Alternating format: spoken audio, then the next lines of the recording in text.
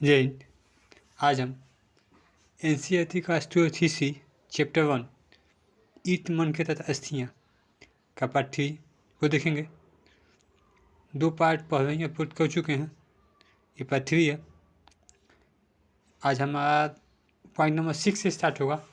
5 तक आप लोगों को पहले ही वीडियो अपलोड कर दिया। अगर नहीं देखे हैं तो उसको जाके देख लीजिएगा। ये 6 से स्टार्ट करते हैं। देखिए, मार्ग प्राप्त करने समय नीतियाँ क्या थी, ये स्पष्ट है कि सिर्फ उत्पादन। देखिए, सबसे पहले सिर्फ उत्पादन क्या होता है, इसको थोड़ा सा बता देते हैं आप लोगों को। देखिए, यहाँ पे दिख रहा होगा सिर्फ उत्पादन। जो हाथ से बनी वस्तुएं होती हैं उसको कहते हैं सिर्फ उत्पादन। उसी को सिर्फ उत्पादन कहते हैं। सिर्फ उत्पादन में कई प्रकार के कच्चे माल का प्रयोग होता था। ये कोई भी चीज़ होता है, दवा मटेरियल का यूज होता है। वैसे ही बहुत से, जैसे कोई मिट्टी का बर्तन बनता है तो उसमें मिट्टी रखता है, तो वैसे ही बहुत सा कच्चा माल का यूज होता था। कुछ जैसे कि मिट्टी स्थानीय स्तर पर उपलब्ध थे। जो मिट्टी था वह स्थानीय स्तर पर मिल जाता था, मतलब आसपास मिल जाता था। कुछ अन्य जैसे पत्थर हो गया, लकड़ी हो गया, धातु हो गया, जरूरत मैदान से बाहर के क्षेत्रों से मंगाने पड़ते थे।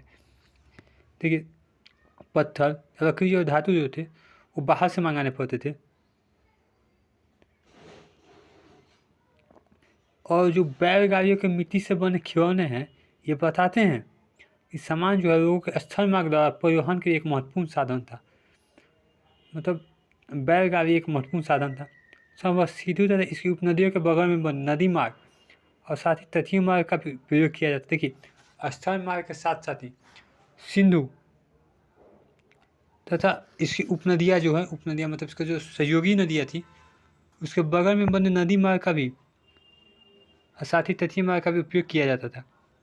क्या है, एक एक करके समझते हैं। आइए, उपमहाद्वीप तथा उसके आगे से आने वाले मार्ग, उपमहाद्वीप तथा उसके आसपास से आने वाले मार्ग में क्या क्या है समझिए। हड़प्पावासी सिर्फ उत्पादन से मार्ग प्राप्त करने के कई तरीके अपनाते थे। देखिए, कोई बिजनेस करने के अलग अलग तरीके अपनाता है, वैसे ही जो हड़प्पावासी थे वो भी अलग अलग तरीके अपनाते थे।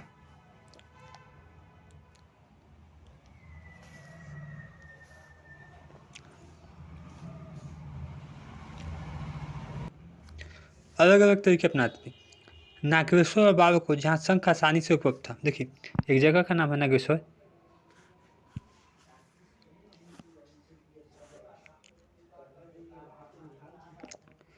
देखिए, ये है नागेश्वर और बालाकोट।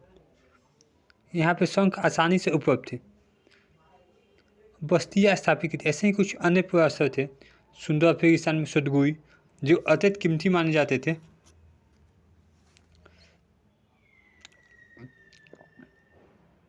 देखिए, अत्यंत कीमती माने जाने वाले नीले रंग के पत्थर राजद मणि सबसे अच्छे स्रोत के निकट स्थित था तथा रोथर जो कानून सेरखरी और धातु के स्रोतों के निकट स्थित था।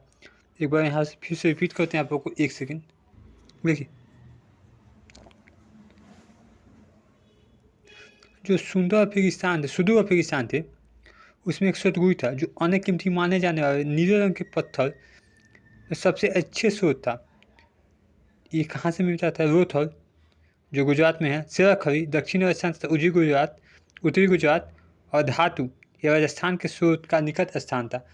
मतलब यहाँ से धातु राजस्थान से मिल जाता था, कानूनी रोथल से मिलता था, सेराखरी दक्षिणी राजस्थान से और उत्तरी गुजरात से मिलता था। आगे देखिएगा, कच्चे माल प्राप्त करने की एक अन्य नीति थी। राजस्थान के खेती अंचल तथा दक्षिण भारत जैसे क्षेत्रों में अभियान चलाया गया। राजस्थान के खेती अंचल, ठीक है, और दक्षिण भारत में ये अभियान चलाए। इन अभियानों के माध्यम से स्थानीय समुदाय के साथ संपर्क स्थापित किया जाता था। आपको कोई काम है तो किसी से संपर्क साधते थे, वैसे ही अभियान के दौरान जो वहाँ के स्थानीय थे उसे संपर्क साधा जाता था। इन इलाकों में यादा कादा मिलने वाले हड़प्पाई वस्तु ऐसे संपर्क के संकेतक है। देखिए, यादा कादा मतलब होता है एक दो, मतलब कुछ मिल गया नहीं भी मिला, वो ये बताते हैं कि वहाँ पे भी हड़प्पाई आते थे। आगे देखिए, खेती क्षेत्र में मिले साक्ष्यों को पुरातात्विकों ने गणेश्वर जोधपुरा संस्कृति का नाम दिया। जो खेती क्षेत्र में मिला है तो उसको हिस्ट्री ने गणेश्वर जोधपुरा संस्कृति का नाम दिया। इन संस्कृतियों के विशिष्ट मूलभान हड़प्पाई मूलभान से भिन्न थे। और यहाँ का जो संस्कृति का मूलभान था, ये हड़प्पा का जो मूलभान है उससे क्या था, भिन्न था, अलग था। यहाँ तांबे की वस्तु का असाधारण संपदा भी मिली है। ऐसा संभव है कि इस क्षेत्र के निवासी हड़प्पा सभ्यता के लोगों को तांबा बेचते थे। आप कह सकते हैं कि जो गणेशव जोधपुर के लोग हैं वो हड़प्पा के लोगों को तांबा बेचते थे। बात समझ में आया? आगे देखते हैं। देखिए एक मैप है, कुछ इसमें दिखाते। देखिए भूमध्य सागर, राव सागर, भूमध्य सागर, राव सागर, इधर देखिए कैस्पियन सागर, इसके बीच में मेसोपोटामिया, नीचे देखिए अरब सागर, अरब सागर के ऊपर सबसे इस साइड है रोथर। देखिए आप लोग को एक सेकेंड, देखिए यहाँ पे रोथर दिख रहा होगा, मेरुगा, हड़प्पा, सूटाकंडोर दिख रहा है। तो ऐसा ये मैप है। हम मैप आप लोग को टेलीग्राम चैनल पे दे देंगे, वहाँ से भी आप लोग देख लीजिएगा। आइए अब पढ़ते हैं आगे।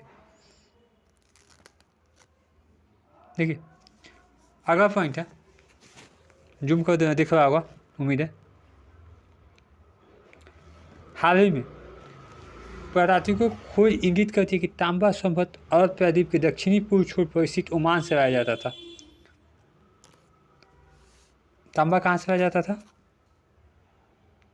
ये जो तांबा है ओमान से, ठीक है।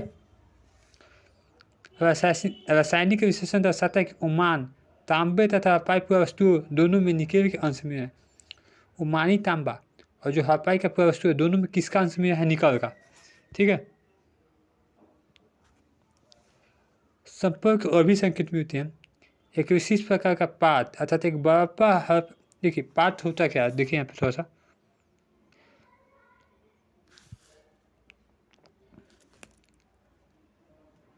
पात होता है एक हड़प्पाई मर्तबान, मतलब एक मिट्टी का बर्तन, उसे काले मिट्टी की एक मोटी परत चढ़ाई जाती है। ये ओमानी स्थल से मिला है, ठीक है। इस ये मोटा परत होता है, इसमें तरल पदार्थ रखिएगा ना, तरल पदार्थ मतलब लिक्विड रखिएगा तो रिसाव मतलब बहेगा नहीं, ठीक है। इसी का काम यही होता है। आगे देखते हैं।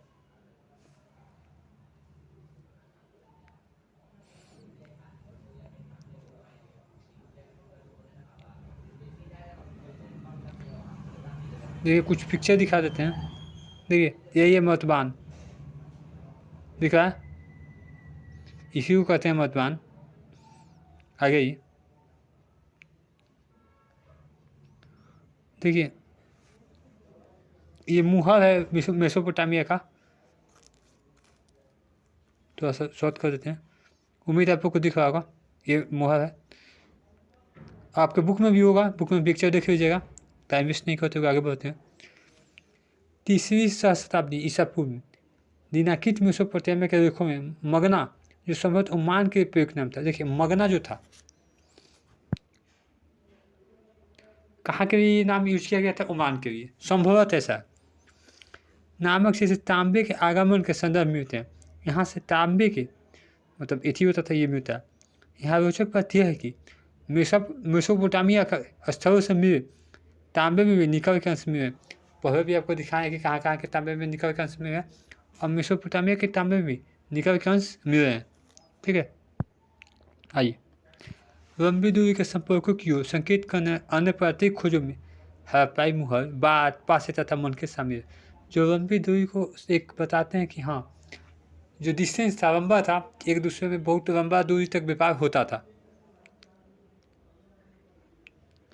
इस संदर्भ में यह भी देखना महत्वपूर्ण है कि मेसोपोटामिया का लेख दिलमून, मगान तथा मेरुआ संभवतः हड़प्पाई क्षेत्र के प्रयुक्त शब्द नामक क्षेत्र से संपर्क की जानकारी मिलती है। समझिए यहाँ पे थोड़ा सा, मेसोपोटामिया का लेख जो है दिलमून, मगान तथा मेरुआ संभवतः हड़प्पाई क्षेत्र के प्रयुक्त शब्द, ये हड़प्पाई क्षेत्र के प्रयुक्त शब्द है, नामक क्षेत्र से संपर्क की जानकारी, मतलब यहाँ से भी हड़प्पाई लोग संपर्क करते थे, इसकी जानकारी मिलती है। बस इतना समझिए। और ये जो लेख है मेरुआ से प्राप्त निम्नलिखित उत्पादनों का उल्लेख करता है।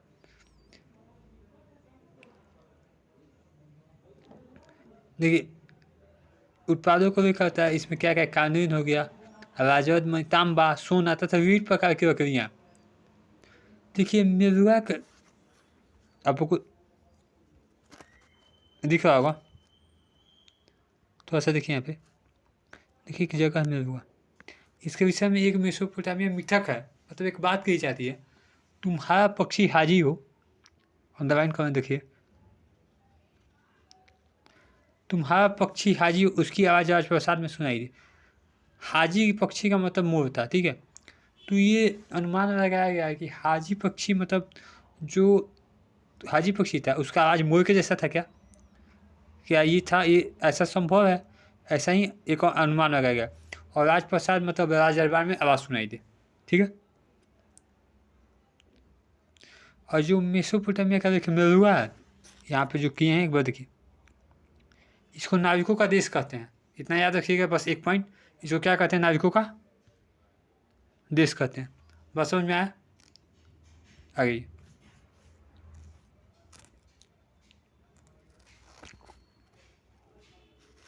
देखिए, शुरू करने से पहले कुछ पिक्चर दिखाते हैं। देखिए यहाँ पे कुछ पिक्चर दिखा ये धोला भी ऐसे मिला हुआ है। आइए अपने टॉपिक पे आते हैं। मुहर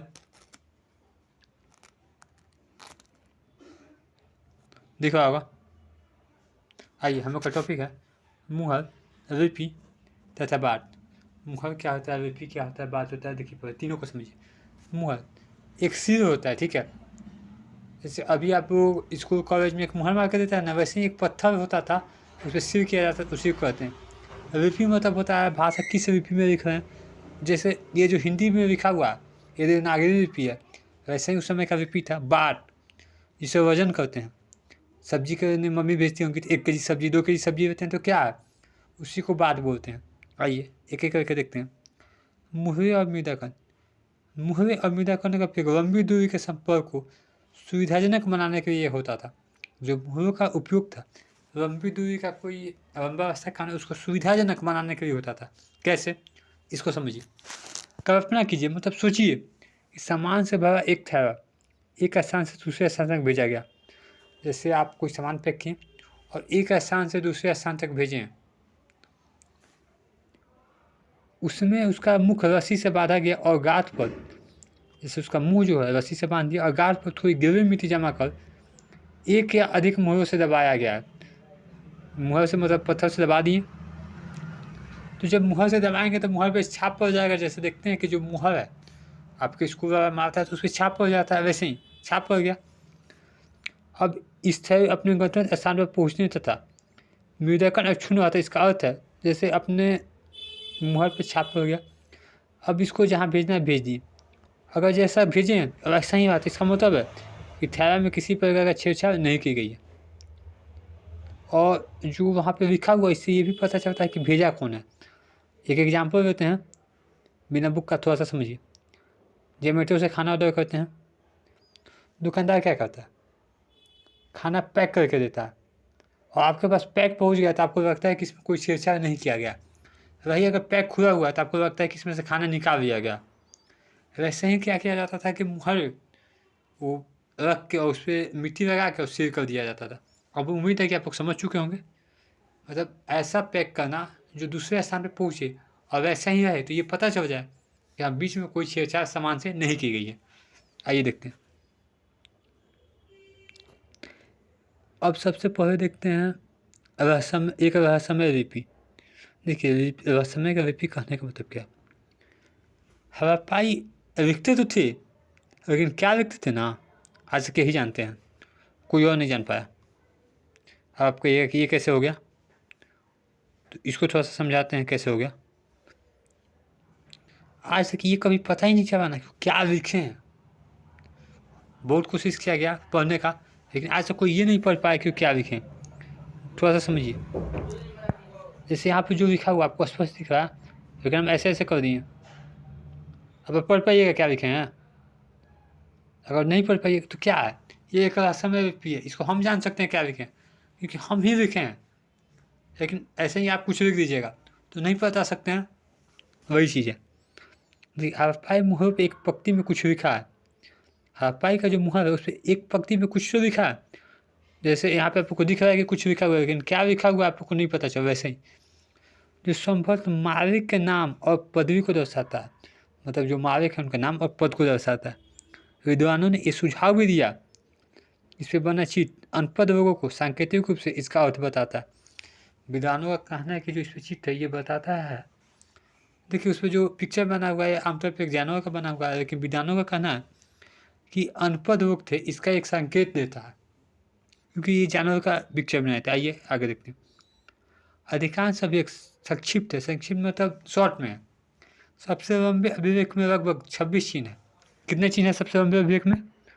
26 चिन्ह।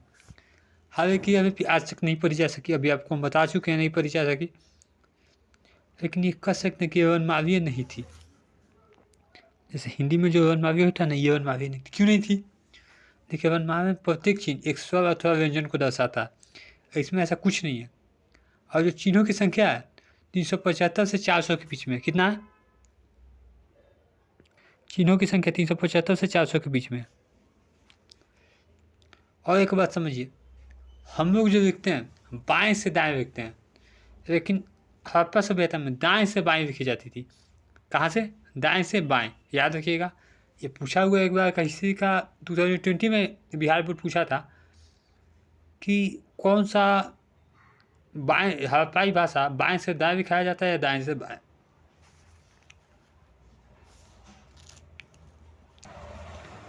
आगे देखते हैं। यहाँ तक समझ चुके हैं आप।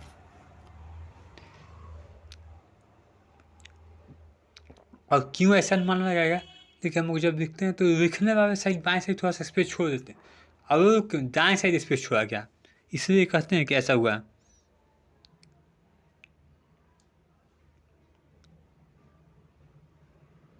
देखिए वहाँ पे मुहर हो गया, तांबा का औजार हो गया, इस सब पे भी लिखा हुआ मिला है, लेकिन क्या लिख के गया है आज से कोई पढ़ नहीं पाया। ठीक है, तो यही जान जाइएगा कि लिख के गया है लेकिन पढ़ नहीं पाया, डॉक्टरों से क्या गुजरा था।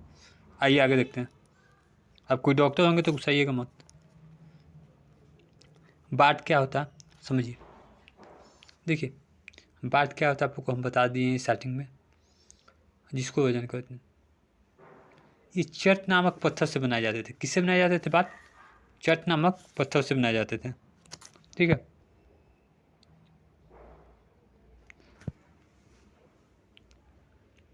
बातों को जो नीचे 1 2 4 8 16 32 160 200 320 और 6 से 40 ऐसे के जी के थे। ये निचले मानदंड थे। जो ऊपरी मानदंड थे वो दशमलव प्रणाली में थे। दशमलव डेसिमल में। डेसिमल क्या होता है देखिए,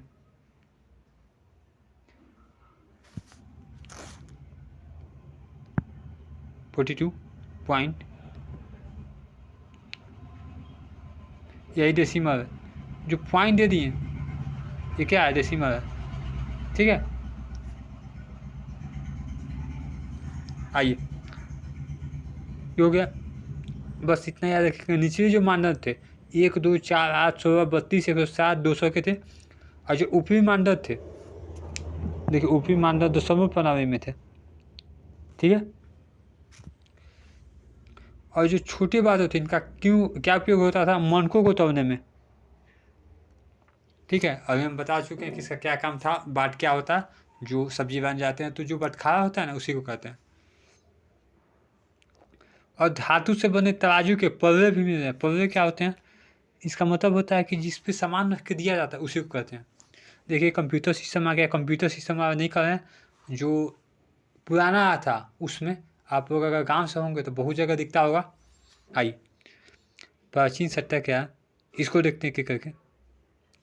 हड़प्पाई समाज में जटिल भाषा बनने के लिए कार्यान्वयन करने के संकेत में है। उदाहरण के लिए हड़प्पाई पर असाधारण एकरूपता को ही है, जैसे कि मूंढभान मुहरे बात तथा ईटों से स्पष्ट है कि देखिए उदाहरण के लिए मिला है ना कि प्राचीन सत्ता किसके पास है ये देखना है। थोड़ा सा समझिए, 1 मिनट सुनिए उसके बाद समझ में आ जाएगा। जो ईंट है जिनका उत्पादन कई केंद्र पे किया जाता था, जैसे ईंट है हर जगह बनता है, लेकिन देखा गया कि सबका अनुपात एक है, पूरे क्षेत्र में समान अनुपात की थी। बात समझे? तो कहने का सेंस है, अब यहाँ से क्वेश्चन उठता है कि क्या राजा एक थे हड़प्पा में? मोहनजोदड़ो हड़प्पा सबके राजा एक थे या अलग अलग राजा थे? अलग थे तो सबका ईंट एक अनुपात में कैसे हो गया? ऐसा उस समय के जो हिस्ट्रियन थे उनका ये डाउट था। आइए इसको समझेंगे।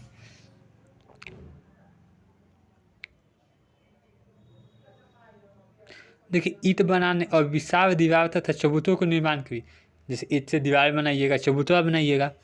चबूतरा जहाँ पे बैठते हैं उसमें श्रम चाहिए, मजदूर चाहिए कि नहीं चाहिए? एकदम चाहिए। कौन संगठित करता था, यही सब देखना है। आइए शुरू करते हैं। देखिए, प्रसाद तथा शासक। प्रसाद क्या होते हैं, शासक क्या होते हैं, इसको दोनों को समझते हैं। देखिए थोड़ा सा, सत्ता के केंद्र तथा सत्ताधारी लोग के विषय में पुरातात्विकों विवरण हमें कई त्वरित उत्तर नहीं देते हैं। जो पुरातात्विक विवरण है वो कोई बहुत से पॉइंट पे हमको सही उत्तर नहीं देते हैं। पुरातात्विकों ने मोहनजोदाड़ो में एक विशाल भवन को एक प्रसाद का संज्ञा दी है, परंतु इसमें संबंध कई भव्य वस्तुएं नहीं मिली। देखिए,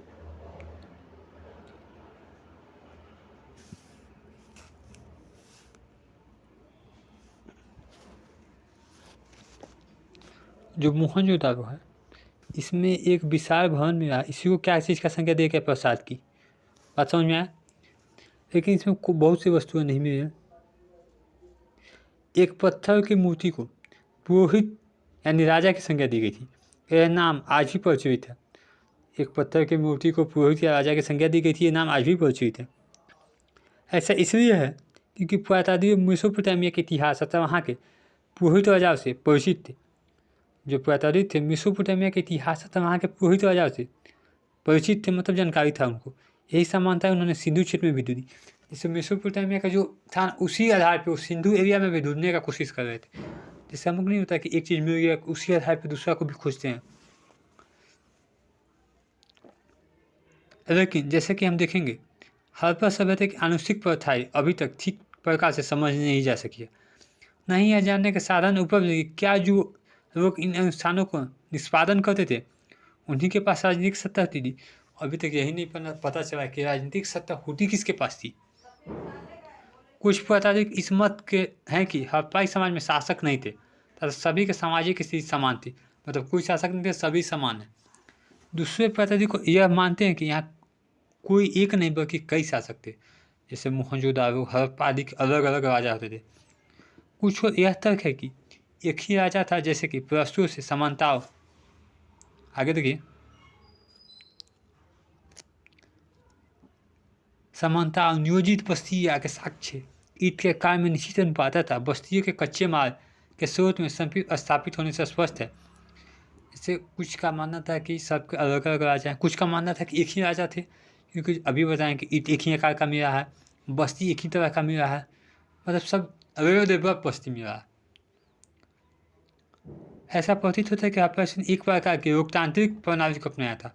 लोकतांत्रिक मतलब डेमोक्रेसी होता है, क्योंकि उस समय के कुछ भवन एवं सुविधाओं को लोगों के लिए और लोगों के द्वारा बनाया गया था। जैसे कुछ भवन का सुविधा हो गया लोग के लिए, समझिए, और लोगों के द्वारा बनाया गया था।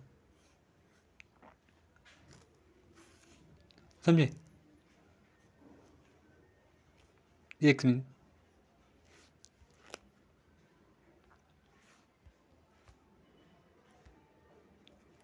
देखिए ये समझ में आया।